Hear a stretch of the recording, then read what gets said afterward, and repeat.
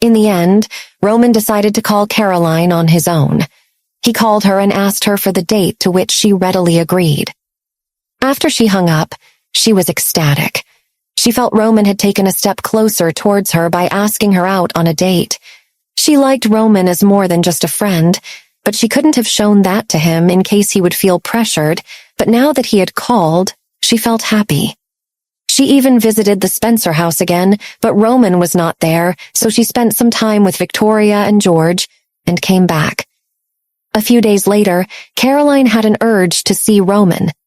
Logically, she shouldn't get her hopes too high, but after Roman had asked her for a date, she couldn't help but feel excited. How long can it take for someone to get over their childhood love? Maybe Roman is already over her, she thought. So she went to Roman's office unannounced. Sarah knew her and also knew she was important to Roman, so she was not stopped at the gate. As soon as Caroline stepped in, she was surprised to see a girl sitting by the window reading something. Roman was immersed in his laptop. He looked up and was surprised to see Caroline there. She offered an explanation. "We hadn't met in a while and I came here nearby for some business, so I thought I would drop by and say hi." Roman smiled. "I am so glad you came. I was myself thinking of calling you. Please have a seat." Caroline walked up and sat across from him. Daisy felt she might be interrupting something important, so she got up and started to walk out. "Where are you going?" Roman asked her. "To find Sarah," she replied. "Okay," said and resumed his conversation with Caroline. "Is she a relative?" she asked. "She works for my family," Roman replied. Then they started conversing. As Daisy went out and sat next to Sarah, she asked, "Have you finished reading for the day?" "A little is left," she replied. "But Mr. Roman's girlfriend is here, so I thought I would sit here and read." "How do you know she is his girlfriend?" Sarah asked. "She has visited home twice, everyone knows it," Daisy replied. So she was overthinking everything. Roman just cared for Daisy. Nothing more, Sarah thought. After a while, Caroline took her leave. She was a little disappointed that Roman didn't invite her for dinner, but the party was still there. She was sure that Roman and herself would make headlines in the news as a power couple once they attended the party together. The party night arrived, and Caroline, dressed in a black dress, looked stunning. They turned heads as they entered together, and it all went very well. Just as Caroline had expected, they made the headlines. It was a beautiful picture. Roman was telling her something and she was laughing. Everyone was talking about it. When Victoria saw the picture, she was overjoyed. She kept telling George, "I knew they were made for each other. Look how beautiful they look. If only Roman paid more attention to her. But this will happen, George.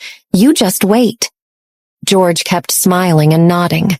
When they went to the bedroom, Daisy took the newspaper and ran to the kitchen. She looked at the picture and was awed. They look stunning together, she thought. He looks so good, right? I wish I was her. It was Betty who had come and stood behind her. Daisy nervously dropped the newspaper. "It's okay, Daisy, it's just me. You can look at him." "Anyway, he cares so much about you." She gave a loud sigh. "I was looking at both of them. They look like they are made for each other," Daisy said. "He's so handsome. He looks like that standing next to any girl.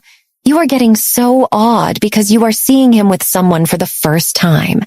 Betty laughed, and then she said, "I don't think it will work, though." "Why?" Daisy asked. Betty thought for a second and then said, "He doesn't look interested. He's waiting for someone from his past, I think." "Really?" Daisy asked, surprised. "Yes. Haven't you seen that picture he has on his desk?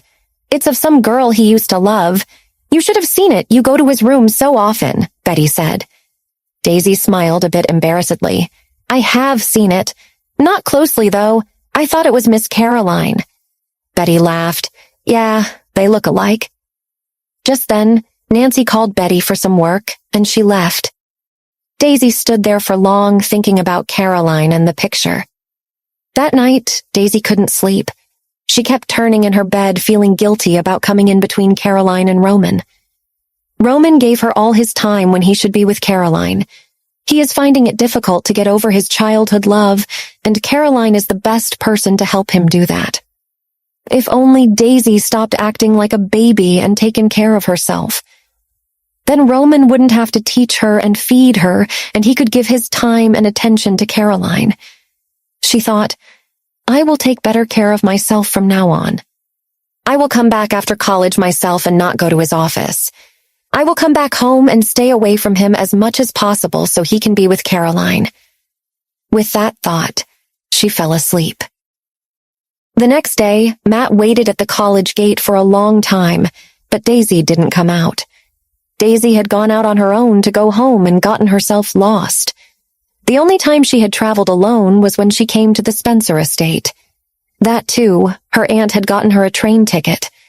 She had never been to a big city like this, and she realized her mistake only after she was far away from the college. She got nervous and started cursing herself. She never needed a phone, so didn't care to buy one. She took the wrong train twice, and she was so frustrated and scared at the end, she sat on a bench crying like a 2-year-old. Matt waited at the gate for an hour, thinking she might have gotten busy with something. When she didn't come back, he took 2 rounds around the college to see if she was around. She wasn't. Panicked, he called Roman. "Daisy is missing, sir," he said. "Missing? What do you mean, missing?" There was an instant trace of worry in his voice. "I waited at the gate for more than an hour. She didn't show up. I looked around and asked the students, but no one saw her leave. She isn't even on campus," Matt explained in a nervous voice. Roman hung up. He called the principal. The principal said he would check with the teachers and the classmates. He rushed out, bumped into Sarah, and went without apologizing. Sarah had never seen Roman so panicked. Roman called the police station and put in a missing report. Then he inquired if there had been any road traffic accidents today, and to his relief, the inspector said no. He called several police stations and got a search party running around the streets of Salt Lake. His mostly rational thoughts were giving him unwanted scenarios. Daisy met with an accident. Daisy ran away. Daisy got kidnapped. He kept calling himself stupid for not offering her a phone when she started college. How could he be so stupid? He cursed himself. Right, he sped next to a park. He saw a tiny figure sitting on a bench outside. Her head bent low, a bag clutched tightly in front of her as a shield. He pulled the car right in the middle of the road, stopping several vehicles nearby, their drivers shouting profanities at him. He ran to the figure. The traffic policeman followed him. "Excuse me, you can't stop the car in the middle of the road. Hey, stop." But of course, Roman didn't hear a word. He skidded to a halt, falling on his knees in front of Daisy, holding her tight before he could think twice. "Holy fuck, you are all right. Fuck, Daisy, how can you leave without informing anyone?" He was breathless and worried to death. Daisy couldn't control herself and started sobbing loudly into his chest. "I am sorry. I'm so sorry. I just wanted to go home." Roman didn't let go of her for several minutes. He only came back to his senses after the traffic policeman had physically jerked him angrily. "I respect your emotions, sir, but please move your car from the middle of the road." Sitting in the car, both Roman and Daisy had their heads turned away from each other, pretending nothing had happened. After a good amount of silence, Roman finally asked, "Why did you leave on your own?" "I just wanted to go home. I got lost in the way," she replied. "I will get you a phone, okay?" Roman said. "Okay," she replied. They drove back home. When Victoria heard about Roman's reaction to Daisy getting lost, she wasn't too happy. She cared for her, but this was getting too much. He was diverting all his attention to her when he should be focusing on Caroline. That night, Roman called Daisy to his room. He gave her a phone and asked her to save his number, which she did. When she was about to leave, she said, "I want to commute to college on my own." "Are you sure?" Roman asked. "Yes, I want to learn to take care of myself better," she replied. "Okay, I will ask Matt to show you the bus routes and tube routes. You can start traveling on your own as soon as you have learnt them," Roman said. "Okay," Daisy replied. "And call me whenever there is a problem," he pressed. "Okay," she replied again. When Daisy left, Victoria came in. She said, "It's good that you care for Daisy, but don't do it at the cost of your own relationships." "What do you mean?" Roman asked. "You very well know what I mean. You never ask Caroline for a date. You give all your attention to this girl. Why?" Is it because you don't want things to work with Caroline, or have you developed too much affection for this girl? Victoria accused. I am tired. I have to go to bed, Roman said and walked out. He lay down on his bed thinking about what Victoria said. Or have you developed too much affection for this girl? Has he thought. He fell asleep debating his own feelings. A few days later, Daisy started going to college on her own. She was familiar with the streets now and had a mobile phone which she had already learnt to use quite well. For the first few days of her classes, Daisy was very noticeable. No one paid much attention to her, but after she had gone missing and the principal had called everyone knew her. That didn't mean they were nice to her. There was constant suspicion about her background, and people kept stipulating how a plain girl like herself got admitted to such a good college. Daisy was bright for sure, but it was Roman's large donation to the college which had gotten her an easy admission. This detail was obviously not conveyed to Daisy.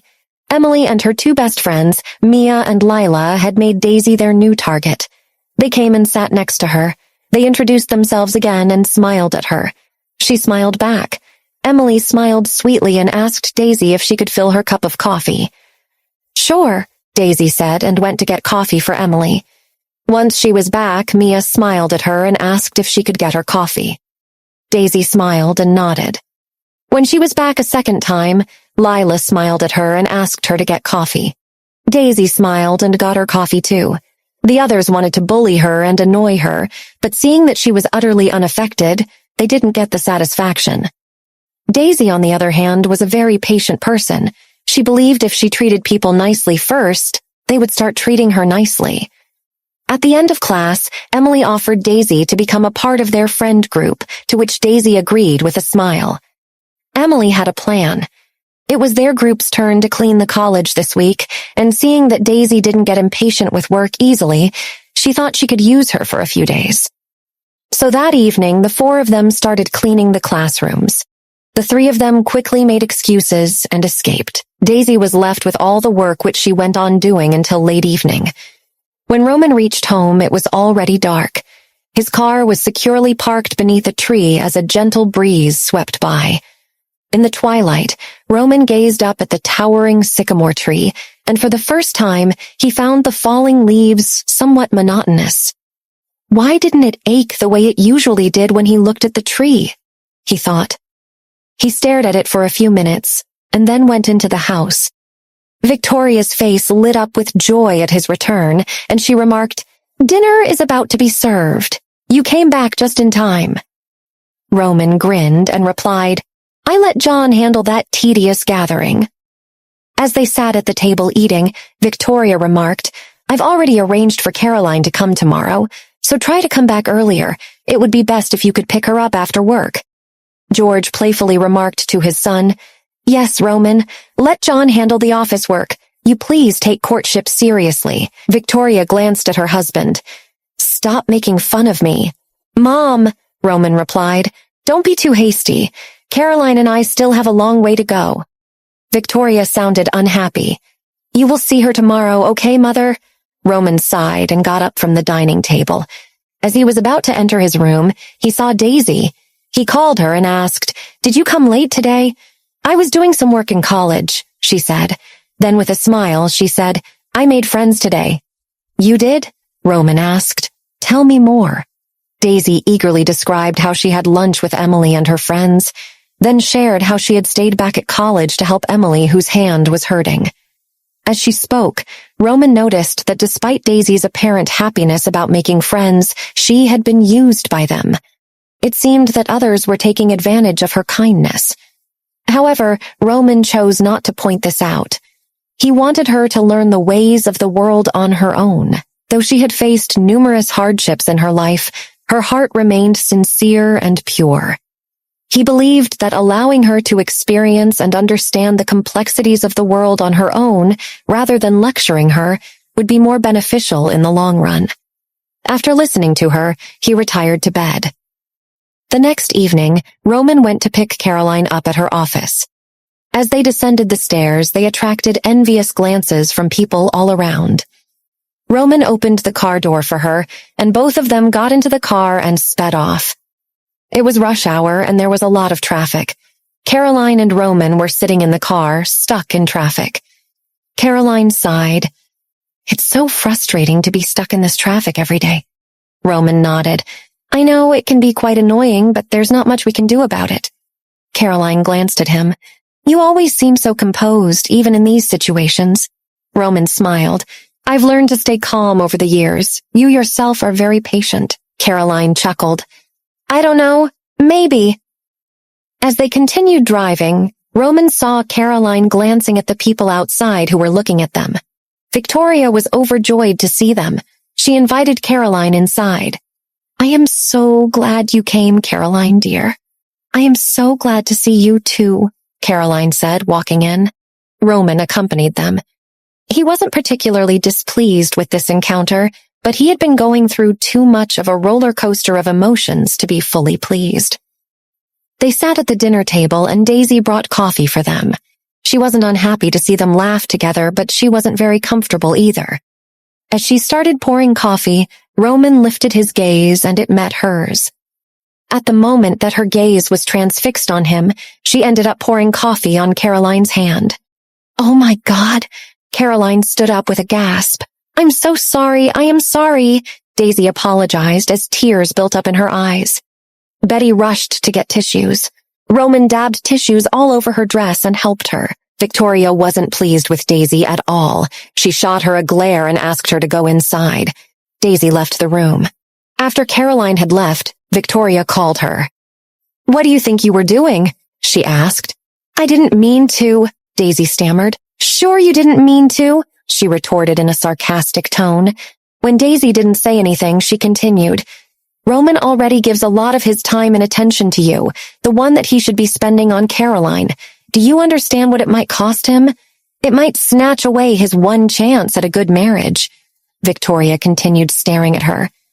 Daisy somehow managed the courage to say, "Yes, madam, I understand. Then how can you continue behaving so carelessly? First, you run away from college and now you pour coffee over Caroline. What if she takes offense and stops coming to the house?" Victoria accused.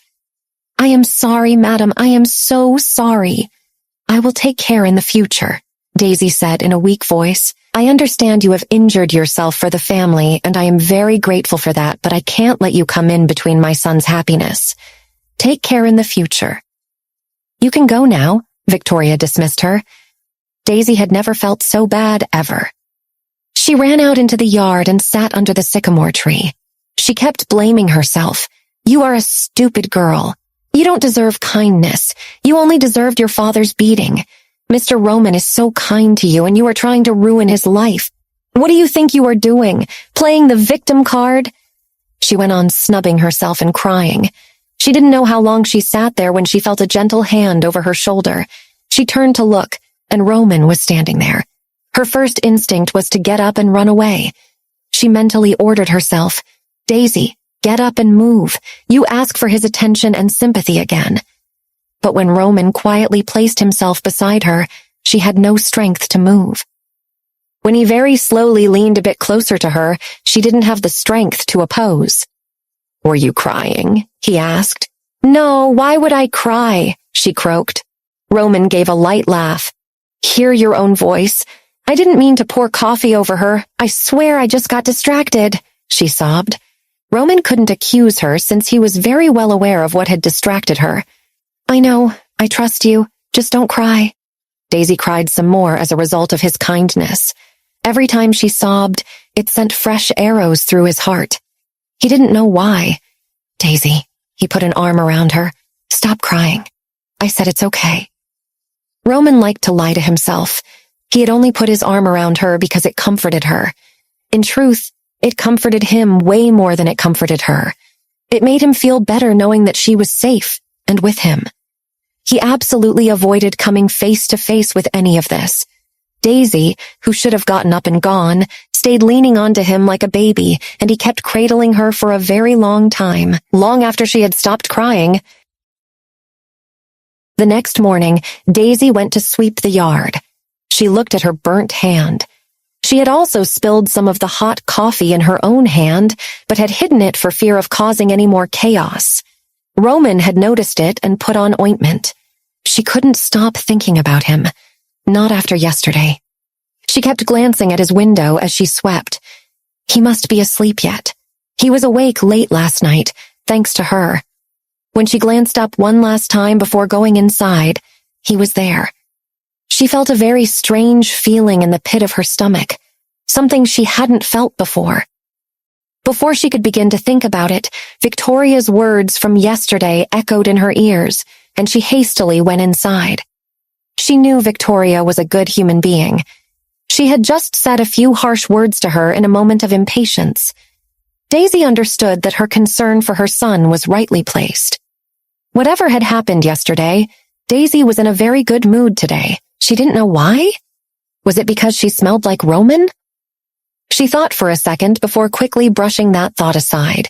Even when she went to college, she was smiling.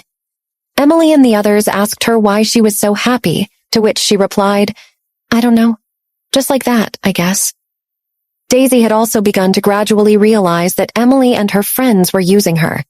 She was never going to fit in with them, and it was better if she accepted that. So that evening, when it was their cleaning turn again, Emily came up with another escape plan. But this time, Daisy too showed her burn mark and said she won't be able to fill in for them because her hand was hurting too. "Look, here's the burn mark. I spilled a lot of coffee on my hand. Hurts really bad. I don't think I can be of much help today," Daisy said with an apologetic face. Emily saw the large brown mark. She had clearly burnt herself, but she didn't want to do the cleaning all by herself, so she tried one more time. "Yes, I am sure it hurts," Emily said with a sympathetic smile, and a moment later, with a cute face, batting her eyelashes, she said, "But aren't friends supposed to help each other?" "Yes, right? I am sure you three would do my share today as well." "Thank you so much, guys," Daisy said as she turned around to leave. The three stood there stunned, but she walked out with an apologetic look on her face. As Daisy walked out, she met John on the road. "Hey, Daisy," he called out, stopping his car. "Oh, hello, Mr. John. So good to see you," she said. "Come, I will drop you," he offered. "It's okay, John. I'll take the bus." "I take it every day," she said. "Yes, but every day you don't get offered a ride by a charming man like myself." "Come on now," he laughed. Daisy didn't like the tone of his voice and didn't want to get in the car alone with him, so she said, "Sir, I have some work. I must take the bus. I am getting late." "You are getting late because you are being stubborn." He smiled, although Daisy sensed a hint of malice in that smile. "I will drop you to the Spencer office. Roman would be very happy to see you," he said with a wink. "It's okay, Mr. John. I have to go home. I have some work to do." "We'll drop by the office some other time, okay?" With that, she started moving ahead. John followed her with his car. This time, when he spoke, he sounded forceful. "You are making me look like a stalker, Daisy. People are looking. What will they think of the manager of the Spencer Group? I have a reputation. Can't you just get in the car? You act with all that pride just because Roman gives you a bit of attention, is it?"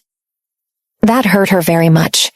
Even though she was a girl of limited means, she was very much a dignified girl. She didn't feel it right to argue with him anymore and started walking. John was about to follow her when the traffic policeman stopped him. "Excuse me, sir. You have parked at the wrong spot. Please move the car or you will get a ticket." With a frustrated sigh, John came back to his car. This girl is impossible, he thought. He prided himself in being very charming and very easily liked, especially by girls, but Daisy had made him look like a fool multiple times. What does she find so repulsive about him? Just because Roman is on her side, she thinks herself too good for him? He thought angrily. Even when she used to come to the office to study, and John cracked a joke or tried to indulge her, she would always decline with a smile. She never even laughed at his jokes. Sarah used to laugh out loud at them, but this stupid lamb used to stand awkwardly. He will teach her a lesson for making him feel insulted. In truth, Daisy never wanted to offend him. She just found him too open and upfront for her shy self, which is why she liked to keep a distance, but John had assumed something completely different. Although after today's incident, Daisy wasn't sure if John was a gentleman at all, or if was it all just a facade. John sped to the Spencer office. Sarah greeted him, but he didn't respond. He went inside and sat opposite Roman, who was immersed in work. Roman sensed it was John and said without looking up, "So, you're here. I had to talk about something. As a general manager, you have a little image, okay? People talk about your Casanova behavior outside of the office. Can you please appear more business-minded in public at least? I will take care from now on." John laughed. After a few moments' pause, John's tone became serious. I too had to discuss a bit about the business. I didn't approve of Johnson's funding, and Vincent was arguing with me yesterday. He wants more investment in the Johnsons group, since he's in charge of that project. Roman remained expressionless. You did the right thing. Roman didn't have any objections supporting Vincent financially, but he didn't like him interfering with business. If it was his decision to make, he would have thrown out that incompetent brat long ago, but his father wanted him to take care of his extended family as well. As a result, Roman was stuck with his useless cousin, who had no brain when it came to business. Seeing Roman quiet, John continued, "I know that you pushed him to me because you didn't want to have a confrontation with him, and I have become bad in his eyes." Roman didn't make a sound and kept finishing what he was doing before raising his eyes to look at John. "What do you want from me?" "Nothing," John said. "Can I come and see you if I want to?" Roman fell silent again and buried himself in sorting out the materials. John sighed. "I really don't know why I joined the company with you. I don't like that unsettling silence of yours." Roman gave him a blank look. "Where are you coming from?" "Okay, I'll go." John stood up and just took 2 steps, then stopped as if he suddenly remembered something. "By the way, I saw Daisy just now." Sure enough, as soon as Roman raised his head, there was a gleam in his otherwise indifferent eyes. "Where did you see her?" "I saw her on the road," he said. Roman didn't say anything, just stared at him. John had no choice but to come back and sit down again. "So I saw her. That's it." "Where did you see her?" he pestered. "At the bus station. She was carrying a big college bag. Something happened and the traffic police arrived. I had to pay the fine," John said. Roman looked at the ticket, frowned, and looked at him. "Be clear, why was the police called? How could John tell the truth?" So he said, "I offered to drop her at the office. I said you would want her to come, but she didn't agree. Even when I mentioned you, there was no response. She was being stubborn and disagreeing. That took a while, and the police came. So that's it. Look, you are so kind to her, and she doesn't care about you at all." He paused for a second, then he went on to say, "Actually, to be honest, what's so good about Daisy? Is she really worth worrying about? She's small and thin and not even very pretty." The way Roman raised his eyes next made John completely silent. "What do you want to say?" Roman asked him. "Isn't that obvious?" "You're interested in that girl," John said. "What nonsense are you talking about? You of all people should know I love Iris," Roman said. John laughed at this. "Do you even hear yourself, Roman? Do you even see how you behave around Daisy? And it's okay if you are over Iris finally. You should have been over her long ago. You have liked her your entire life and have never received anything in return. How long do you think a candle that burns at both ends can last?" "You don't understand," Roman said. "I only care for Daisy. And didn't Iris promise she would come back in 5 years? It's been almost 4 years already," he finished. "And do you actually think she will come back?" John asked. Roman took a few deep breaths before answering. "I do." "And what about what you have with Daisy?" John asked. "I have nothing with Daisy," Roman shouted before storming out of the office. Roman came back to his office once John had left. He kept wondering, why didn't Daisy want to come to see him? He went near the window. The golden sun shone on the glass windows of nearby buildings, reflecting dazzling light. In the blue sky, the white clouds appear to be particularly 3-dimensional and form huge monsters with no discernible shape. Roman blinked hard because Daisy's face had suddenly appeared in the sky. A small face, a pointed chin, and a pair of big eyes looking at him timidly. Roman froze and looked down again. The road stretched like a long river, and the cars moved forward in an orderly manner like small square boxes. He rubbed his eyes. Daisy's face also appeared on the road, tilting her head, looking at him charmingly and smiling. Roman took a few steps back and sat down on the chair. He rubbed his temples restlessly and lit a cigarette. He held it in between his fingers without smoking. He watched it burn slowly at his fingertips. He must be losing his mind. He is under a lot of pressure regarding the company and the marriage, so he must be having hallucinations. But how could he hallucinate about Daisy? He needed to clear his mind. He called Sarah with coffee. When Sarah brought coffee in, he asked, "Is there a dinner with Mr. Young tonight?" Sarah nodded. "Yes, Mr. John will go there. Let me go." Roman took a sip of hot coffee, suppressing his emotions. "Tell John he can rest." Sarah glanced at him in surprise. Young Corporation was just a small company. Why did Roman want to attend a meeting with them? John was also a little surprised when he received Sarah's call. Roman never liked unnecessary meetings and socializing, but he let it slide. He had been friends with Roman for more than 10 years, and it is not uncommon for him to be unable to figure out his thoughts. After work, Roman didn't go home. He took a shower, changed his shirt, and went to eat. Roman went early, but of course Mr. Young arrived earlier to show his sincerity. Soon, Mr. Davis and Mr. Young, the chairman of Young Corporation, rushed over. Initially, only Mr. Davis was supposed to attend since John was coming, but now since Roman himself came, Young Corporation sent their chairman, Thomas Young. As they were about to start, John entered. He had come accompanied by his secretary, Nina. Nina always accompanied him everywhere. She looked less like a secretary and more like a fashion model. "You are here too," Roman said on seeing him. "Of course I am. How could I miss such an important meeting?" John said with a smile. Roman knew, of course, John was exaggerating, but everyone else present there nodded in agreement. John cracked a few jokes and everyone laughed. "Mr. Smith has such a good sense of humor," said Thomas Young. With a smile on his face, Roman said in an unhurried manner, "If there were no beauties present today, Mr. John's humor would probably have been compromised." Everyone laughed again on hearing this. John said with a teasing expression, "How can there be no beauty in a place where I am? Though it's rare for Mr. Roman to be humorous. Could it be because there are beauties present?" At this moment, a staff member came in from the outside. The moment the door opened, a girl stood by the door. When she saw Roman, she smiled and waved. Apparently, they know each other. Everyone exchanged glances. Standing at the door was Caroline. She also had a social event today, and she was in a nearby private room.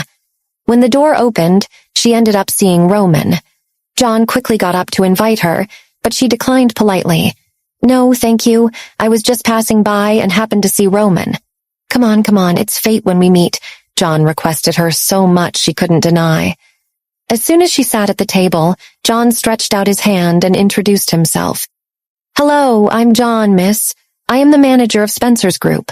My famous lady must have heard of it. Dare I ask the lady's name? My name is Caroline," she smiled. "Nice to meet you," John said. Roman remained silent all this time and asked Caroline, "Why are you here?" "A dinner, a few rooms away. I happened to pass by and saw you," Caroline smiled. At this, John got up from his seat and offered her his seat. "Caroline, why don't you take my seat? Come sit next to Roman." Caroline shyly moved to sit next to Roman. No one present there knew what their relationship was, but they assumed these two must really like each other. John offered Caroline a toast, which she initially declined but then accepted. The atmosphere became very light and jovial. Everyone laughed and joked. With her beauty and intelligence, Caroline was the center of attention and she was clearly enjoying it. Mr. Young offered her a toast, which she readily accepted. Mr. Davis offered her a drink. She accepted that as well. She also shared a drink or two with Nina. Roman was waiting for her to stop on her own, but when she got so drunk her cheekbones were pink and there was a hint of redness in her eyes, he finally spoke. He quietly said, "I think you've had too much. You must stop now." She didn't respond to him. Roman got up and said, "I think that is enough drinking. We must leave, but it is so much fun. I want to stay longer. Come on, Roman. Caroline made a face. As soon as everyone heard Caroline's address and tone, they looked at her with a hint of confusion. Roman's love life was secretive and he rarely had any romantic affairs, so Caroline's words seemed unusual. Roman remained silent, observing Caroline as she drank the wine with gentle eyes. Caroline turned the small wine glass upside down, indicating that there was no more wine left. Her gesture won applause and cheers from everyone. Feeling a bit smug, she smiled at Roman, pinched her earlobe gently, and said, I heard that pinching the earlobe prevents you from getting drunk. She looked so fragile and vulnerable at that moment. Roman's gaze turned cold, causing the room to fall silent. It was supposed to be a business meeting, not a drinking spree. The atmosphere shifted drastically, and even Mr. Davis couldn't help but shiver. John, however, watched the scene with a leisurely expression. He was enjoying himself. Sensing the tension, Caroline asked nervously, Did I say something wrong?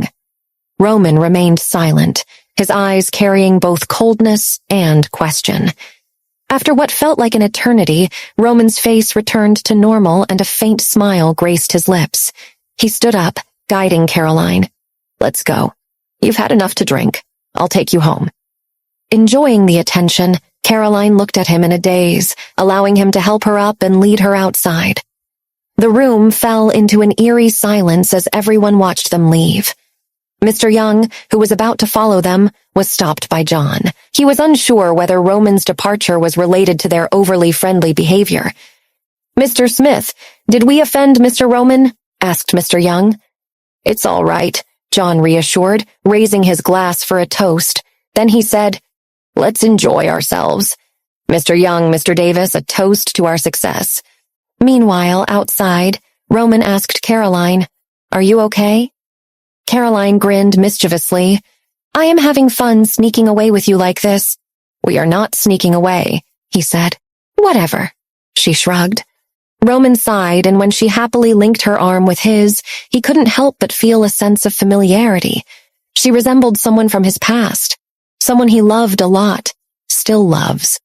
A memory he struggled to differentiate from reality, but he didn't dwell on it. After reaching the car, Roman helped Caroline and they both got in. Her alcohol-induced giggles and compliments about his looks brought back bittersweet memories. At one point she said, You do know you are very good-looking, right? Has anyone told you that before? Roman couldn't help but remember that night when Daisy had told him he looked very good. A small smile played on his lips. Yes, someone did once, he said in a low voice. As they drove, the memories of Iris resurfaced. In the dark, Caroline looked just like her. Drunk, she had lost her usual composure. She was laughing and talking just like Iris. The same gestures, the same smile. He yearned to have acted on his feelings back then, to have kissed her. But the past was unchangeable. Caroline said, Can you please hug me? Roman hesitated for a moment, but then lightly curled his arms around her. Embracing her, he sought comfort and warmth in her presence. He could go back to his life problems later. Right now, he needed someone to hold. He needed warmth. He needed this connection, this excuse to feel something again. Daisy was sitting on the tree branch behind the bush when she saw a bright light coming from the gate. She knew Roman was back, so she hurried out of the bush. She went under the tree and waited. She wanted to see him. The car stopped in front of her, and when she saw Roman getting out of the car, she raised her head in a smile.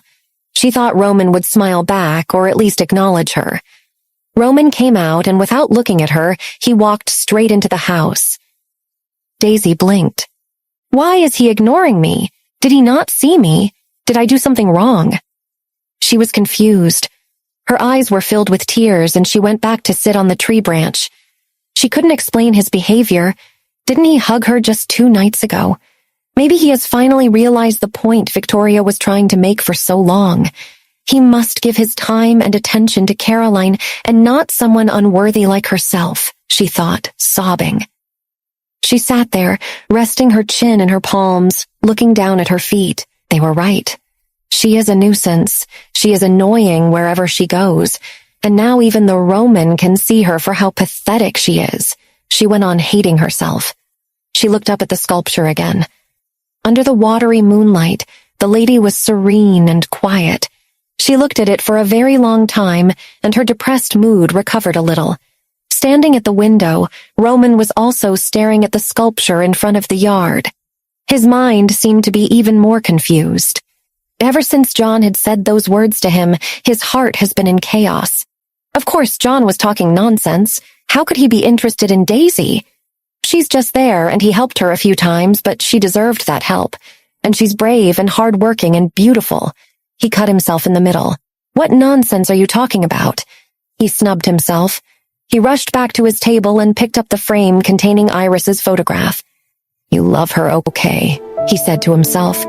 You have only ever loved her. Sweet Iris, she will come back.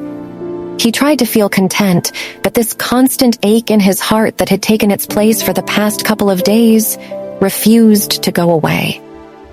Roman went to the bathroom and took a cold shower. Then he stood by the window with a dry towel to wipe his head and glanced outside.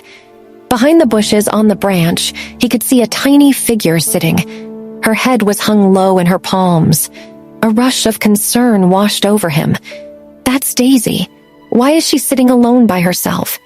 I must go to her. I have to go to her. She looks like she's crying. God, it's all because of me, Roman thought. And then after a pause, he reminded himself, you can't go to her. The person you love is Iris. Stop making it all so complicated. He climbed into the bed with Iris's frame and kept it next to his pillow.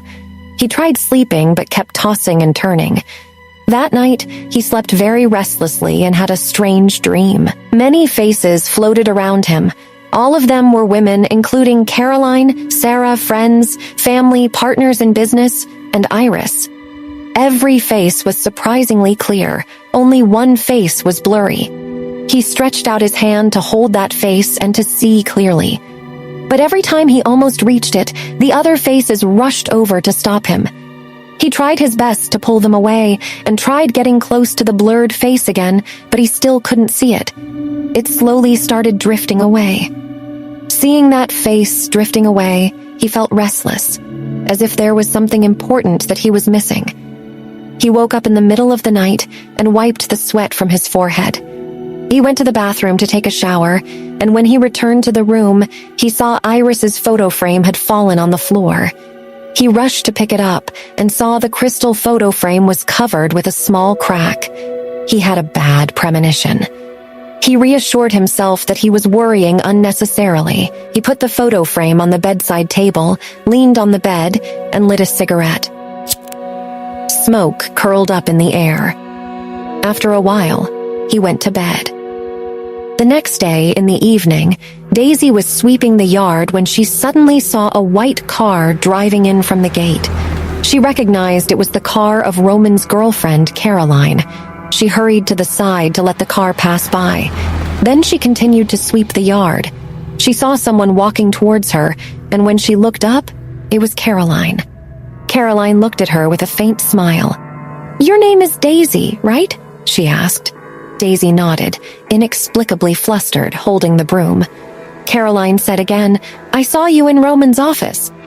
Daisy nodded again, feeling more and more uneasy. "How old are you?" Caroline asked. The gentler Caroline's tone became, the more flustered Daisy became.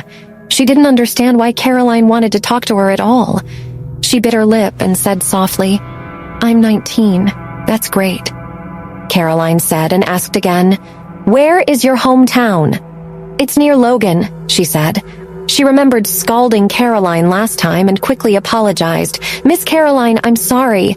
I didn't mean to do what happened last time. It's okay, I know you didn't mean it." Caroline smiled gently. "It was just a small burn. Don't worry about it." While the two were talking, Roman's car drove in from the door and stopped beside them. Roman opened the door and got out. He looked at Caroline and smiled. "I had something important to attend to, otherwise I would have picked you up." "It's okay, I just arrived and I'm chatting with Daisy," she smiled. Daisy raised her gaze at Roman, but he turned his gaze to the other side. Daisy heard him say to Caroline in a low voice, "And what were you both discussing?" There was a little indifference in that tone. Daisy felt as if a needle had been pricked in her heart, and the pain made her tear up. She quickly turned around and lowered her head. A teardrop fell on the back of her hand. The hot tears seemed to burn her skin, prickling, followed by 2 more drops, and then a stream of tears. She held the broom tightly, feeling extremely uncomfortable. It felt as if a hand was twisting her heart so hard that she could feel it physically. Daisy didn't know why she felt so uncomfortable. Roman was right in doing what he was doing. Looking at the back of her hand with tears in her eyes, there were still some marks from the burn last time. When she dropped coffee on Caroline and everyone hated her, Roman not only was kind to her, but also applied ointment on her hand. He held her in his arms. His hold was so warm, but now with his indifferent eyes and disdainful tone, he was alienating her. Roman, who felt so close, was floating so far. No one will treat her as well as Roman. Daisy burst into tears, and she was so sad she wanted to climb into her bed and cry for years. Caroline went up the steps and looked back. In the distance, Daisy stood with her back facing her, and her thin body seemed to tremble slightly in the setting sun. Victoria stood at the door, watched both of them come up, and smiled with relief. "You are back." Caroline greeted her with a smile. She stepped forward and took Victoria's arm affectionately. Roman thought, Caroline looks more like her daughter compared to Rachel, and smiled to himself. Victoria chatted and laughed with her. Then she turned to Roman standing still and asked in surprise, "Aren't you coming in?" Roman took out the cigarette case. "I'll come in a few minutes. You both continue." "Teach him to be more social," Victoria nudged Caroline. "I don't think he will listen to me," Caroline said with a tiny smile. "How do you know if you haven't tried?" Victoria said, and then she lowered her voice. "If you don't care about it before marriage, it's even harder to care about it after marriage. He has to listen to you." Caroline blushed and said in a coy tone, "Aunt Victoria, it's too early to discuss that." Victoria glanced at her son and saw him standing by the pillar. He wasn't paying attention to them, so she said, "It's getting delayed. I will visit your parents sometime soon." Caroline was a bit at a loss for words. Even though she liked Roman, she didn't want to go against his wishes. She said, "Let's ask Roman first, shouldn't we?" "I'll tell Roman." Victoria made Caroline sit down on the sofa. "You also go back and ask your parents if they are happy, and we will arrange a time for the 2 families to meet." "Okay, as long as Roman has no objections, my parents are easy to talk to," Caroline said. Victoria nodded in satisfaction. These days, Roman and Caroline seem to be doing well. Everything is moving in a good direction, and it seems that her wish will be fulfilled soon. Thinking that Roman was going to get married and have children soon, she felt happy. She would finally have grandchildren before she died. Roman was smoking a cigarette, silently looking at the sycamore tree. In the distance, he knew that Daisy was crying. Although her shoulders were no longer shaking, she was wiping her tears, again and again. He was suddenly very angry. Why was she crying? What is there to cry about? Why are there so many tears? Throwing the cigarette butt on the ground, he climbed down the steps. He walked towards her angrily. He wanted to ask her, why was she crying? Eat well and live well here and go to college. What is she dissatisfied with? The anger was only for a moment. When he walked across the front yard to the lawn, his pace slowed down significantly, and finally, he stopped. He looked at her thin form, and his anger melted away. If he went near her right now, he might kiss her instead of screaming at her. He finally turned around and walked slowly towards the house. They are people from 2 different worlds, and they are destined not to meet in this life. Just like 2 parallel lines, they can only go their own way and never intersect. Daisy wiped away her tears, calmed down, and continued to sweep the yard. From childhood to adulthood, there have been many people who didn't like her. She doesn't care about Roman not liking her at all. No matter how difficult life is, she still has to live and take care of herself. But now, she can't help but care about Roman's attitude. He used to be so kind to her, so good that she felt like she was dreaming. Now that the attention had been snatched away, she realized how much she was missing it. Right then, Betty ran to her. She was breathless but excited. She said, "I heard Lady Victoria discussing marriage to Miss Caroline. Looks like Roman Spencer will settle after all." Then, with the same excitement that she had come, she ran back into the house. Daisy didn't know why, but she didn't want to stay in the Spencer family for a second more. She wanted to leave right then. She couldn't live there and face Roman behaving the way he was behaving and listen to all of this. She would leave, she thought. But what if she didn't find another job? Her aunt had gotten her this job with so much difficulty. What about her future? She thought. She stopped thinking and turned around. She glanced at the other side of the house just in time to see the back of Roman entering the room. His tall form brightened her eyes, but dimmed them in an instant. Her heart twisted for a moment, and it hurt very much. But she couldn't live here, not with Roman being so close yet so far. She turned around and looked up at the dark clouds in the sky. Even if she leaves, even if she never sees Roman again, she will remember him. Remember him forever. That night, Daisy sat on the bed and counted the money she had. The salary had been paid. Most of it was in the account, but she had enough cash. She counted it thrice to make sure it was correct and put the money back under the mattress. As she lay down, she missed her mother. She felt a strange loneliness and also a strange tug in her heart, as though she was losing something precious, but she couldn't do anything about it. She wanted to run away from the Spencer household. She lay there tossing and turning. The next morning she put in a bit greater effort than usual in clearing the leaves. She even sat down beneath the sycamore tree, trying to feel the tree as though it were some close friend. The light breeze rustling made the branches sway as though the tree was whispering to her. Then she arranged flowers in the room, taking a bit longer in Roman's room. She took in his smell, put a bit too many flowers in his room, and left with the resolve she had made the night before. Betty told her that she came into the Spencer household with the help of a housekeeping company that helped rich families find housekeepers. She said Daisy could also go to one such company and try for her job. She was sure Daisy would find something decent with her floristry skills and everything. Daisy made up her mind. She would try to land a job through a housekeeping company, and once she did, she would leave the Spencer household. Daisy felt she had gone full circle in the Spencer family in just a few months. When she first came, she was timid and never spoke for herself. Roman and Nancy tried teaching her to take care of herself and to fight for herself. Now, when she was starting to learn self-belief, Roman started treating her like a stranger, snatching away all her happiness. She felt weak again. When she came initially, she could never face Roman. She kept running away from him all the time. He made space for her to come closer, showing her a side of him that was kind and caring. Now, when she felt closer to him, he pushed her away, erecting walls in between them. She was unable to face him again. She kept running away just as she heard his footsteps, as though she had just come into the family. Even though Roman didn't see Daisy at all, he could always find traces of her in places. His room was always tidy. The room carried that distinct smell he knew was hers. The water jar was always full. Fresh flowers were placed in the vase every day. Looking at the blooming flowers, Roman felt a little ache in his heart. But he didn't want to change anything. Reason told him that it was right. After the meal, he sat in the hall drinking tea as usual. He glanced around the dining room from the corner of his eye. He hadn't seen Daisy for 2 days. He missed her a little.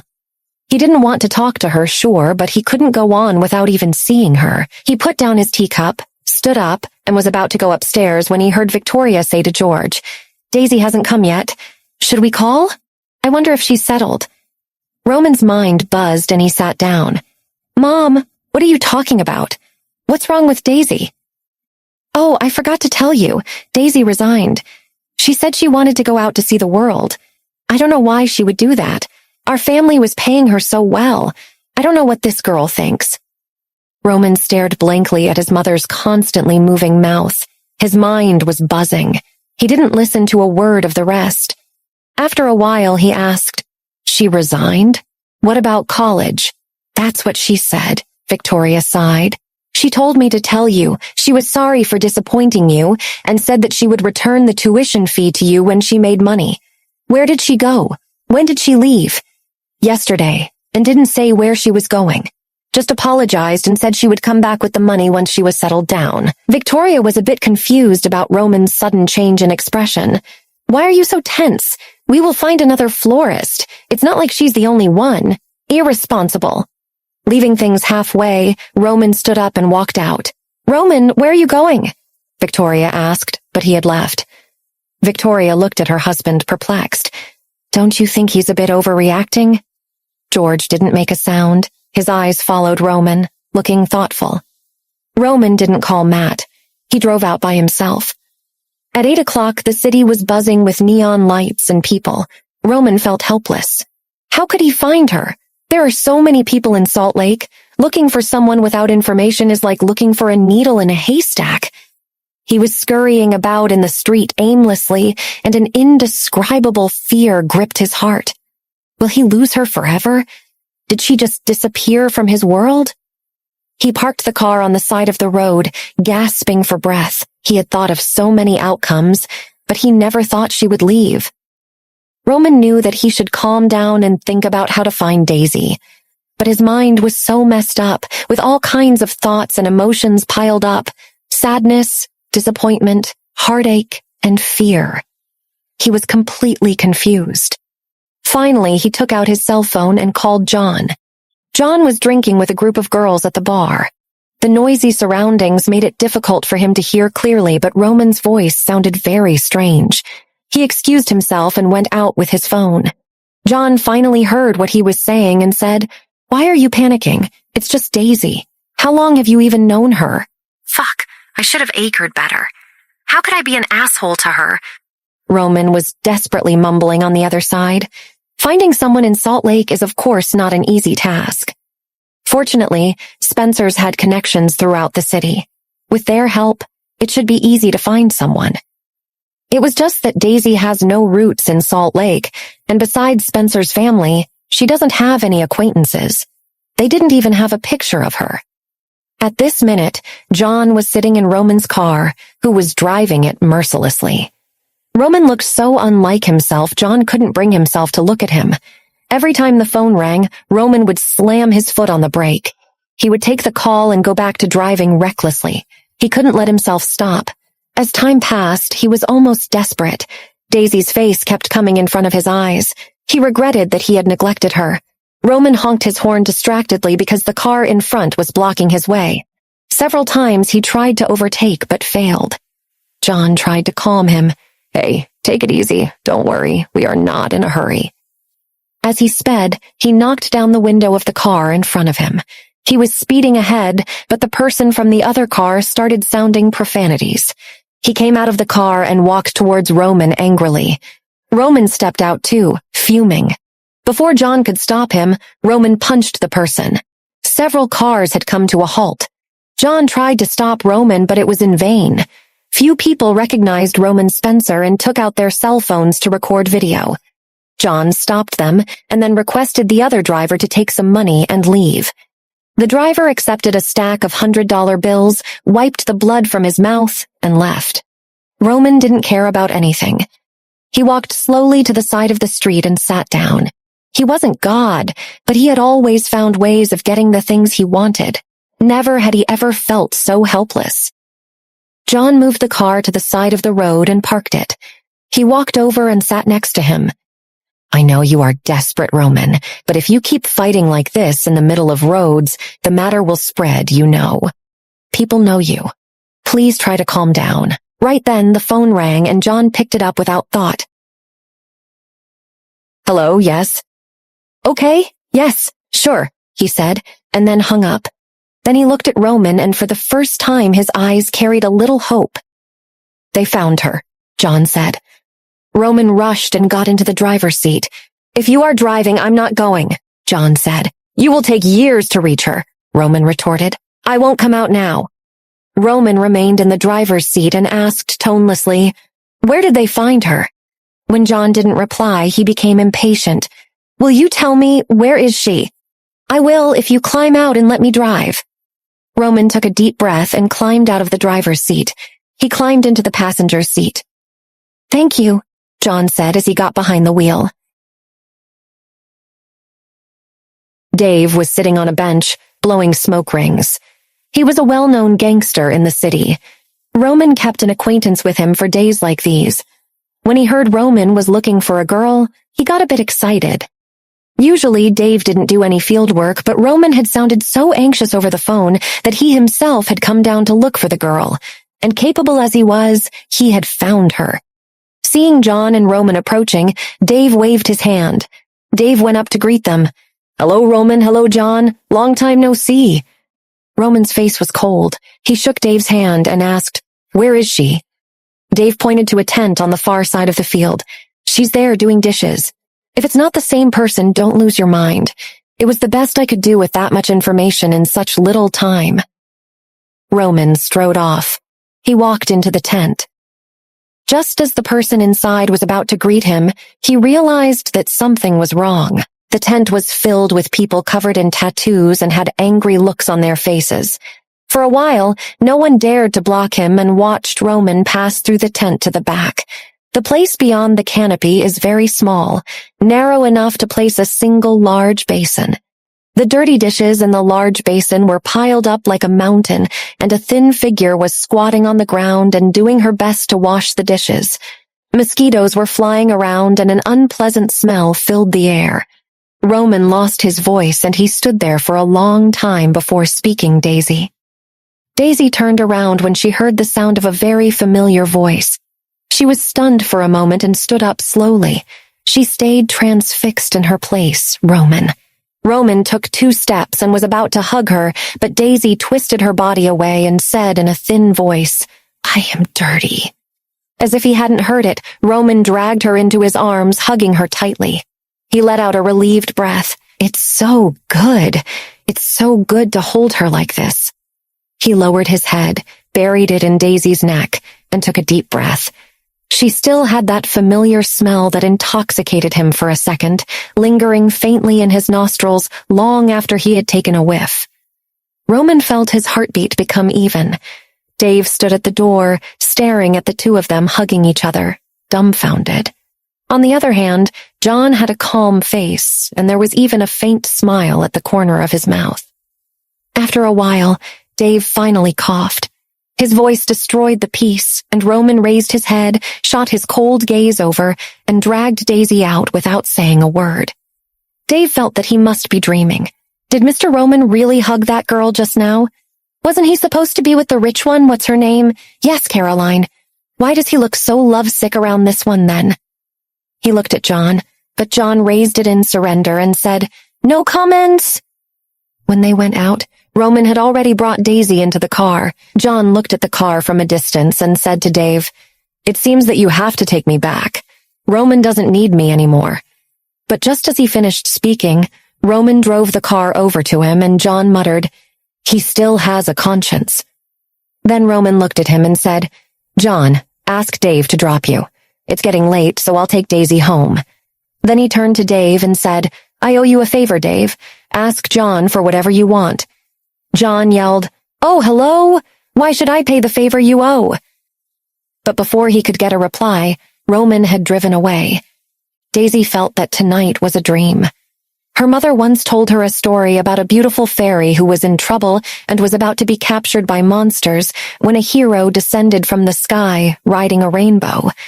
He had a halo around him. The monster was defeated and the fairy was saved. They lived happily ever after. Daisy didn't think she was a fairy, but when she looked back at Roman, she could almost see a halo emanating from him. She had tears in her eyes, which she was trying hard to contain, but of no use. She felt unreal. Why did Roman come to look for her? Roman obviously doesn't like her anymore. She stared straight at him without ever blinking once, afraid that if she blinked, she would wake up from this beautiful dream. And if she woke up, her Roman would disappear. With city lights dancing on his face, he looked ethereal. Roman drove her to a private apartment that he owned for days when he wanted to work alone on projects. Roman walked Daisy to the bedroom. He had noticed Daisy staring at him without blinking once, almost hypnotized, but hadn't said anything. Now he turned towards her, facing Daisy's almost greedy eyes. Roman felt a little unsettled. He shyly put a hand to the back of his head and questioned, "Why are you staring at me like this? Don't you know me?" When she didn't say anything, and a few minutes passed, Roman gave her shoulder a gentle nudge. When his hand touched her, she closed her eyes. She secretly pinched her thigh, and it hurt, which meant it was not a dream. It was real. Roman was standing in front of her. She leaned forward, leaning against him, calling his name in a low voice, and stayed like that.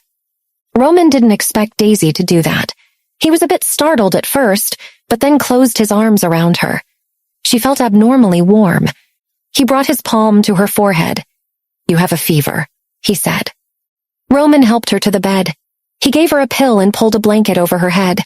As he got up to leave, she reached out and held his hand, stopping him in his tracks. It was already so difficult for him to walk away. Why was she making it more difficult? He turned. "What do you want?" Daisy's lips moved again, almost inaudibly. "You." "I'm here." Roman held her hand and whispered, "Daisy, I'm here." She seemed almost unconscious, muttering to himself, "Roman, I am sorry, Rome." Her broken voice almost broke his heart. He jumped onto the bed and hugged her. He quietly whispered in her ear, "I'm here, Daisy. I won't leave you again." He took a deep breath. Never, never leave. Daisy seemed to hear him, and her lips curled in a small smile. Her lips were unusually pink, maybe from the fever. Roman noticed and quickly looked away. Half an hour later, he changed the wet towel he had put on her hot forehead. He touched her face lightly and felt the fever was slightly reduced. He swiftly slid inside her comforter and lay there, holding her. He closed his eyes, but he was too close to Daisy to sleep. A few hours later, he felt her tossing and turning in discomfort. "Are you okay?" he asked. She tried mumbling something, but failed. Roman noticed her entire body was covered in sweat. It must have been due to the fever coming down, he thought. When she still kept turning, he gave her a light shake. "Daisy," he repeated close to her ears. "Daisy, take a shower. You will feel better." She didn't say anything for a few seconds and then whispered, "Help me to the shower." So Roman did. He carried her tiny body to the bathtub, helped her sit. He gave her a towel and said, "Call me when you are done." Daisy was reluctant to let him go, but he came out and shut the door. A scream made him rush into the bathroom. Daisy was sprawled on the floor, her wet clothes clinging to her body. Daisy giggled as though she was drunk. I fell. He helped her up. He had been exercising too much self-control at this point, and he had only so much of it. He put a bathrobe in her hand and said, "Put it on."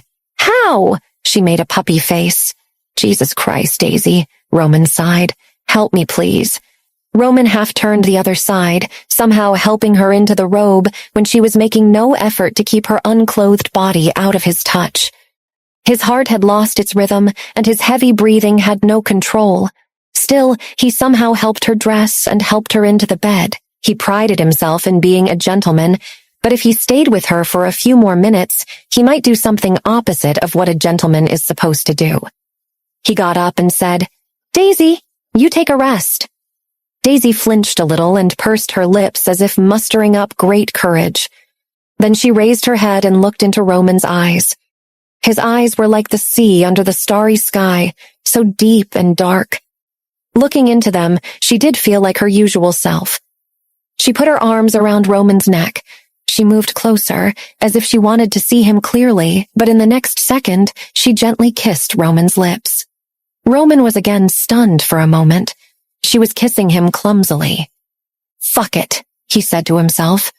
"But you love Iris," a small voice at the back of his head said. I said, "Fuck it," and he opened his mouth to hers. Her lips were still warmer than the normal temperature. She had initiated the kiss, but now he was the one guiding it, gently moving his tongue in her mouth as Daisy's reached to meet his.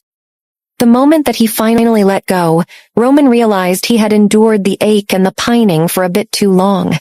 God, for how long had he wanted her? He had been too worried about gains and losses, but now he felt at home. He felt free like he had felt one night, years ago. The big clock on the wall of the living room is already pointing to 3 o'clock in the morning. Though they were both lost in each other, somehow untouched by the passing of time. The only times they had stopped was to catch their breaths before losing themselves in the kiss again. As if they have waited forever for this kiss, and as though they will make it last a lifetime. Roman didn't know how long it was when he finally let go of her. Daisy's body limply fell into his arms as she tried regaining her breath. Daisy wanted to sit up, but her whole body was weak. She lowered her head, not daring to look at Roman, and kept wringing her fingers. Roman grabbed her hand, kissed her, and asked in a low voice, "Do you like me?" "I do. A lot," Daisy said in a low voice, but very clearly. "Don't leave me again, okay?" he asked. "I won't." After a pause, she said, "Then am I not going back to my village?" Daisy asked him, blinking.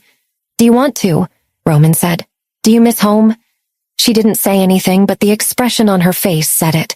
She didn't want to go back. "Are you hungry? I'll cook noodles for you." Roman tucked her hair behind her ears and took the opportunity to kiss her earlobe. Daisy twitched and the roots of her ears turned red. Said softly, "I'm not hungry. You must be hungry. I'll cook." "No, I'll go. I'll call you when it's cooked." Roman put her on the bed, and when he got up, he kissed her face again. Wow, he had liked her quite a bit all this while. As soon as Roman left, Daisy followed him. Roman shook his head with a wry smile.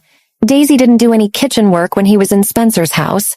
This kitchen here is more modern than the one at home, and there were many things that she probably doesn't understand.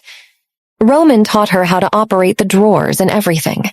They cooked and ate the noodles, both of them finding it extremely difficult to keep their eyes or hands off each other. After eating the noodles, Roman took her to stand on the terrace for a while.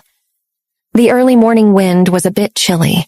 He hugged Daisy tightly in his arms and looked at the stars and the sky in a trance. Little did he know that things would turn out the way they did the moment he stepped out the door to find her.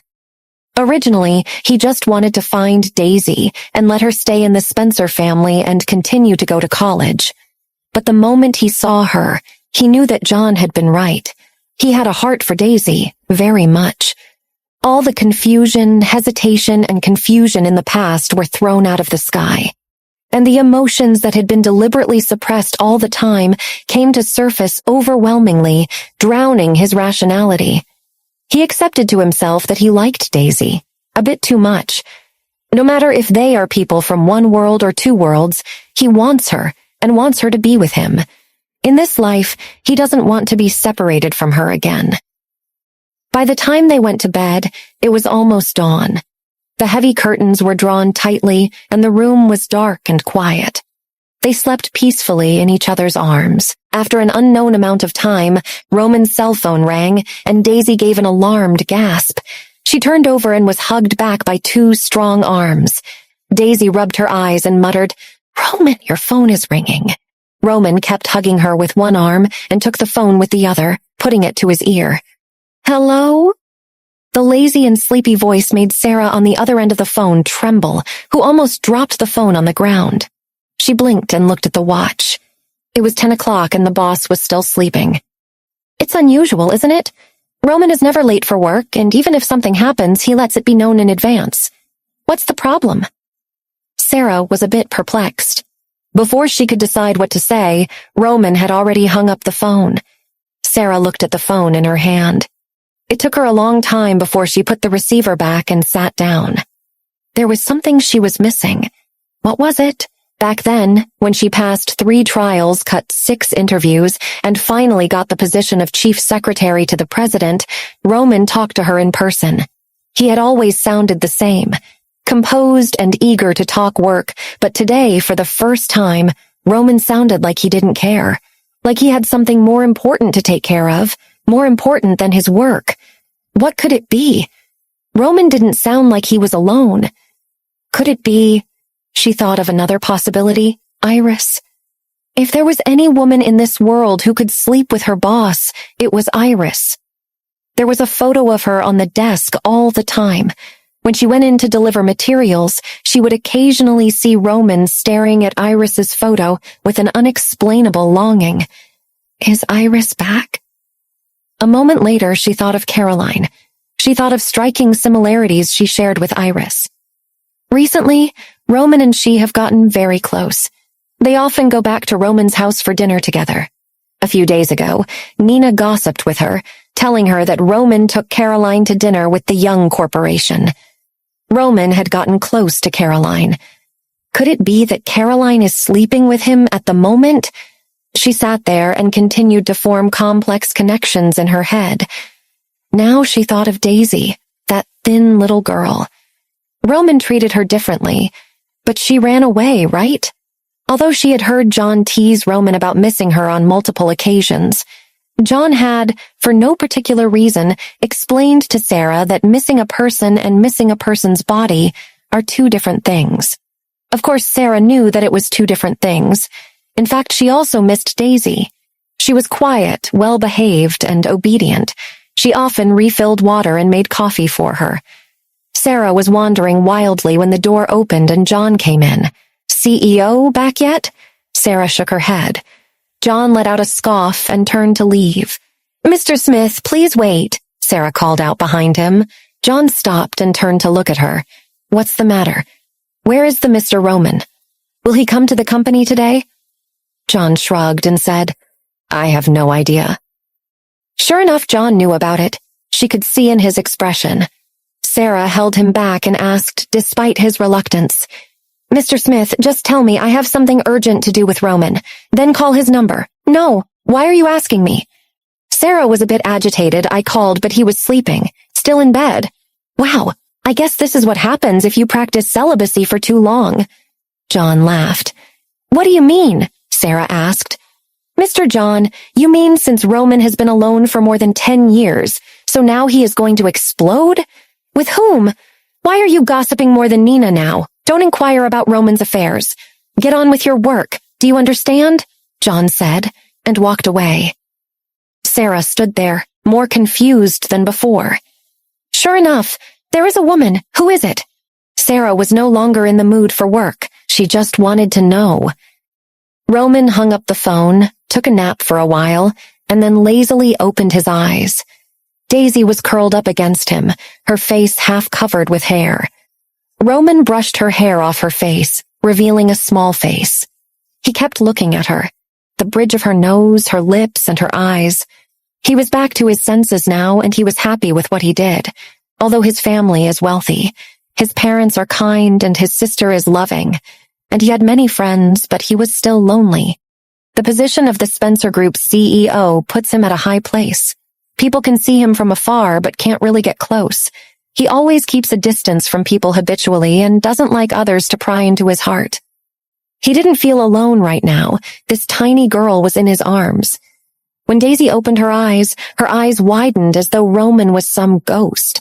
Roman frowned in dissatisfaction. Didn't she say she liked him last night?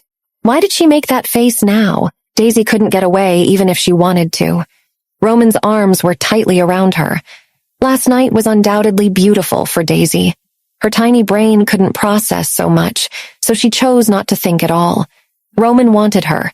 She will do whatever he wants. She likes him too much. But right now, after resting all night, the messy pieces in her brain connected bit by bit. She knows what it means for her to lie on the same bed with Roman Spencer, the most eligible bachelor. What did the future hold for her from now on? Just as her brain started to work, Roman's kisses poured down her face. Daisy, of course, reciprocated. Roman kissed domineeringly and tenderly, but it didn't last too long. He was afraid it would be too much for her. He let go of her, gently stroked her slightly swollen pink lips, and asked in a hoarse voice, "Are you hungry?" Daisy shook her head. She was unable to meet his eyes. Roman looked into her eyes, suddenly feeling uncertain. He raised her chin and asked gently, Don't you like me?" "I do," Daisy said with a second thought. "Don't like me kissing you?" Roman asked again. Daisy blushed. How would she answer such a question? Of course she likes it. Wasn't it obvious when she kissed him last night and continued throughout the night? But how can she say it? That is too much for her coy self. Seeing her being silent, Roman said again, "No?" She nestled her head in the crook of his neck and nodded. Roman smiled despite himself. "So you do? Wasn't I the one who initiated it?" She somehow managed to whisper in his neck. Roman continued smiling. "I will get you something to eat, sir," Daisy said, trying to get away from his hold. Roman tightened it. "Sir? Seriously? You have literally laid in my arms the whole night." Daisy blushed at her stupidity. "I meant," she began. "Say it," he dared. With a determined expression, Daisy continued, "I will get you something to eat, Roman." And she walked away. His arms were suddenly empty. Roman felt a little lost. Now that he is in love and has accepted it, he wanted her in his arms every passing second. He got up and followed her. Daisy was already busy in the kitchen. However, she was still a little uncomfortable with the automated kitchen and was trying her best. Her hair was loose and disheveled, but her expression was very focused. She was wearing a loose pullover t-shirt, and to Roman's great pleasure, she looked like a wife who got up and was cooking for her husband. Roman leaned against the door, looking at her for very long. Then he walked over and gently embraced her from behind, kissed her neck, and asked in a low voice, "What are you going to cook?"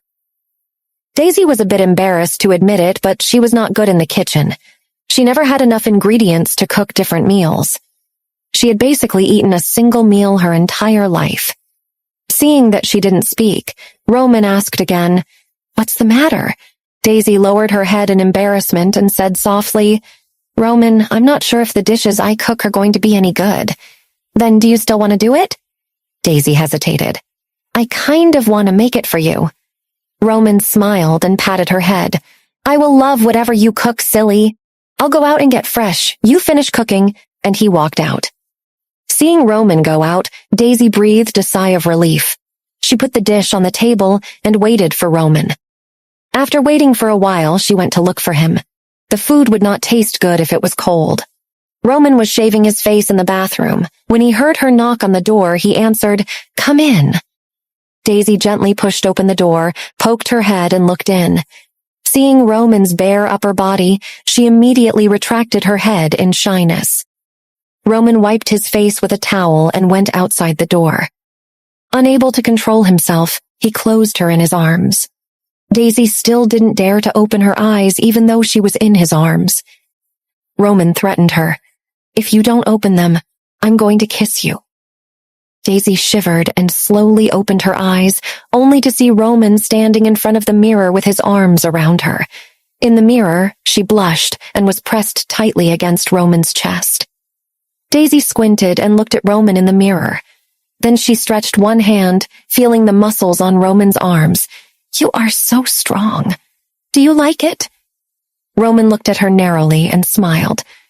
Why is he behaving so extroverted right now? Weren't we both supposed to be shy? Daisy thought. Then she said, "I have prepared a dish. Come and taste it." Sitting at the table, Roman chewed the food and didn't speak for a long time. As soon as he put it in his mouth, he instinctively wanted to spit it out, but finally swallowed it. First of all, Daisy's hard work, even if it wasn't delicious. Secondly, as he chewed this dish, he felt bad. His Daisy grew up eating this kind of dish. What kind of life has she lived all these years? Daisy was nervously looking at him. He looked at her and smiled. Delicious. While Daisy was washing in the bathroom, Roman was busy in the kitchen, dicing tomatoes and baking bread. He wanted to have something better to eat, except he could tell Daisy that. So he said, "Now I'll cook something for you." After Daisy had finished washing and made the bed, Roman's dishes were already on the table. The aroma was overflowing. Daisy smelled the fragrance and stood dumbfounded in front of the table. Scrambled eggs with tomatoes, ham and cheese sandwich, and soup. She looked at Roman, who was coming out of the kitchen. Her eyes were full of admiration. "Roman, you are awesome!" Roman handed a sandwich to her and said with a smile, "We haven't tried it yet. How do you know it's delicious? Have it first." Daisy tried the sandwich and the cheese melted in her mouth. It's delicious. Roman pointed to scrambled eggs with tomatoes. Try this. Daisy put it into her mouth and it was so good that she practically swooned. She never believed she would get good food in this life. So she was a bit overwhelmed, thinking of her father, who never had enough food and drank his way through life. Roman saw her expression and asked what happened. I feel a bit guilty for having such nice food when back home people have nothing to eat. You don't have to feel guilty for wanting or having a better life for yourself, Daisy. As long as you like it, you can eat good food every day. Eat more if you like them. Roman added food to her plate and asked her to sit down and eat slowly. Daisy looked at the dishes on the table and then at the handsome man sitting opposite. She felt extremely happy. This feeling was already a little strange to her. Since her mother left her, she had never tasted happiness. But the man sitting across from her brought her happiness again. This was so much for her that she was moved to tears. As she continued eating and smiling at him for the first time, she began to look forward to the future she could have with Roman. Roman passed her the tissue. Okay, that is a lot of crying for today. Eat. Daisy took the tissue and wiped her eyes. Then she stood up and went behind Roman. She put her arms around his neck and whispered, "You have no idea how happy I am right now." "You too don't." He kissed her palms. They went to bed, laying down next to each other again. The sun rose and sank in the sky. When Sarah was about to get off work at noon, she received a call from Roman. She took it, but instead of some office work, she was asked to go to a famous brand store to pick up clothes. He gave her the size and asked her to choose nicely. As confused as Sarah was, she felt happy. After so many years, Roman finally has a woman by his side. She was joyous. She was also a bit excited to see who the girl was. He had given her the address. She picked the clothes carefully lest she might offend Roman. When she was happy with her choices, she rushed to the apartment. By this point, she was very curious about the girl. When she rushed to the apartment, Roman and Daisy had finished eating. Daisy couldn't cook, but she still did the washing up very quickly. She didn't let Roman into the kitchen and was happily rearranging the kitchen. Roman leaned against the door with a cup of tea and looked at her with a smile. When he heard the doorbell ring, he put the teacup on the dining table and walked over to open the door. Outside the door was Sarah's smiling face. "Sir, here are the clothes." She lifted the paper bags and was ready to walk inside. Roman stood still at the door, reached out and took the paper bags. "Okay, you can go back." Her heart sank, though she tried lingering at the door for a while in case she caught a glimpse of the girl. "When are you coming back, sir? I'll tell you over call," he said, and not leaving much room for debate, closed the door behind him. When Daisy heard the doorbell, she was so frightened she didn't dare to step out of the kitchen. She wished she could hide. She felt close to Roman now, so she was a little more courageous in front of him, but she was still very timid in front of strangers. And she wasn't sure what they were doing and where this was headed, so she certainly didn't want to face the world right now. She wasn't even sure if Roman would want her anymore once he was out of the care and concern he felt towards her. It's better she remained silent about it in front of the others. Roman put the bags on the table. "Daisy!" he called out. Daisy quickly appeared at the door, poked her head into the living room, and saw that he was the only one standing there. She sighed in relief and came out. He made her sit on his lap. Roman was so affectionate to her, she couldn't take it. He whispered near her earlobes, kissing her, "You are my little mouse." Little mouse? Where did that come from? Daisy thought, a bit amused. She smiled embarrassedly and said, "I'm not a little mouse." Roman teased her. "Yes, you are a bit too timid for that. Wow, he has a sense of humor." She asked, "Well, who came just now?" "Sarah, she brought you clothes." Roman pointed to the bags. Roman didn't need to tell her they were extremely expensive. She was just about to politely say no when he put his finger to her lips. "They are yours. You are having them." "Thanks." "But Roman," she started when he cut her, "I am yours, so whatever is mine is also yours. Easy. Now stop arguing and try them on." "Oh, so he is mine?" Daisy felt butterflies in her stomach. Interrupting her silence, he said, So I am not yours. She quickly said, Of course you are.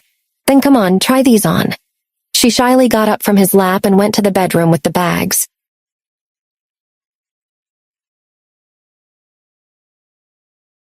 After Daisy was done trying on clothes, she came out. Roman looked at her and said, I want you to accompany me to the office today. She stood there debating it and finally said, Okay, but can I call you sir or Mr. Roman in public? Why? Roman glanced at her. Because, Daisy wanted to say, because her status was too humble, because she was not worthy of him at all, and because others would gossip. And she wasn't ready to be called a gold digger yet. But she just said, I'll be more comfortable if I call you that.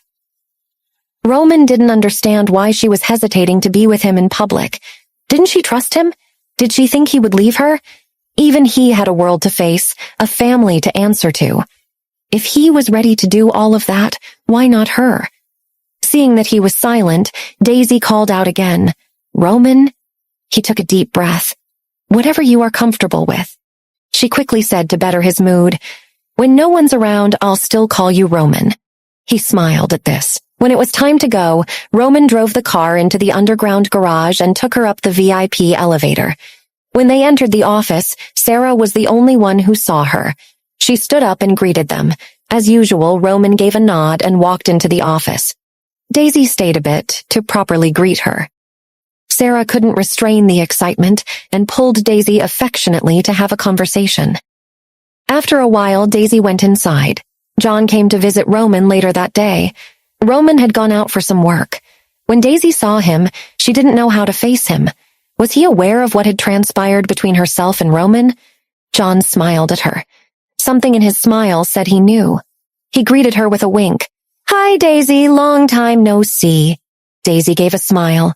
We saw each other last night, Mr. Smith. John winked again. Call me John. Roman walked in right then. You are here early. Anything urgent? That's not important. John walked over and sat down on the chair in front of him. He stretched out like a cat in the sun. What's so important? Roman asked without any particular expression. At this moment, any intruder who came to destroy the intimacy between him and Daisy was unwelcome. John glanced back at Daisy, who was sitting on the sofa watching television, and said, Send her out for a while. I have something very important to tell you. She doesn't need to go out. You can talk, Roman said. Say it and leave quickly. John laughed, cleared his throat, and began, Your family, Roman understood and turned to Daisy. Daisy, why don't you hang out with Sarah for a while? Daisy walked out. Now go ahead. Seeing Daisy disappear, Roman looked at John. But John was in a mood for fun. I said you liked Daisy, didn't I? You still refuse to admit it. Rome is in love with Daisy. Roman shot him a look. Yes, I like her fine. Now go ahead. Tell me what you were saying. He answered so bluntly that John couldn't answer for a moment. He turned to the other side and then turned back to Roman. Is there nothing to say? Roman tapped his fingers on the table and looked at John. He turned his face back helplessly. What on earth are you thinking? Daisy doesn't belong to our world. Even if you really like her, help her live comfortably. Don't take her around. What will others say when they see her? Oh, look who the CEO likes. He gave him an accusatory glance and then continued. The most important thing is what will your family do? All these years, Aunt Victoria has worried about your marriage for so long. This is what you give her? For Iris, you have been alone for so many years. You never listened to them, and now you want her to be their daughter-in-law? John threw a long paragraph of sharp remarks, but Roman remained silent. It's not like he didn't fear all of those things. He had also thought of these things. There are people outside who are always looking for opportunities to bring him down, and then there are his parents who want him to marry well. But the problem was, he was ready to face all of this for her. Shouldn't that be enough? John looked up at his friend who sat in front of him, lost in thoughts. He couldn't figure out his thoughts, but he understood his dilemma. Once this stubborn man was involved with all his feelings, it would be a very scary thing. He was afraid that Roman would not give in too much and destroy himself. You like her that much? John asked in a low voice. Roman gave a wry smile as an answer. John thought for a while and said, Or else you can take her wherever you want. If someone asks, just tell them it's my girlfriend. Anyway, I'm famous and I don't care what others think." Roman brought his hands to the table with a loud thud and his eyes widened. "John, if you talk about her like she's anything less than the love of my life, remember I had warned you." "I'm sorry," John said, understanding the boundary he had crossed. "No need," Roman said coldly. "I don't need to explain to anyone and neither does she." "Okay, all right." John raised his hand in surrender. "I only had good intentions that didn't get rewarded. That's fine. I don't care what you like. I don't care. Go throw away your life behind a poor girl, helpless and angry." He stood up and turned around to leave. Throughout the afternoon, no one came in to disturb Roman and Daisy. One lowered his head to work, and the other sat on the sofa watching something. All those who came to see the president were politely stopped by Sarah. For one, Sarah was very smart and cared about Roman a lot. Roman quickly finished the backlog of business affairs and took Daisy out. He first took Daisy to retrieve her luggage, then drove the car near his home.